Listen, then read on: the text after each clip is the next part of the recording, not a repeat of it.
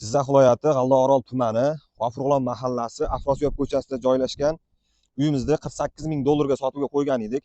Egalariga pul juda ham zarur bo'lgani uchun narxini yana tushirdik. Hozir bir qator ko'rsatib o'taman. Mana bu darvozaxonamizdan kirish. O'ng tomonimizda uyga kiradigan eshigi bor.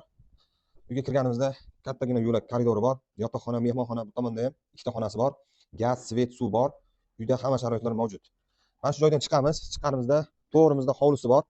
Hovlimizning maydoni 10 sotixdan iborat. Xohlasangiz agrot qilsangiz bo'ladi, mol boqsangiz bo'ladi, xohlasangiz qurilish qilib yuqsangiz ham bo'ladi. Hamma sharoitlar bor ekan. Hozir hovlini u tomondan ham ko'rsatib o'taman. Hovlimizning kattaligiga e'tibor beramiz. Mana bu joyga daraxtlar ekib qo'yilgan ekan. To'g'rimizda tovuq boqish uchun tovuqxona qilingan yoki sklad sifatida foydalansa bo'ladi.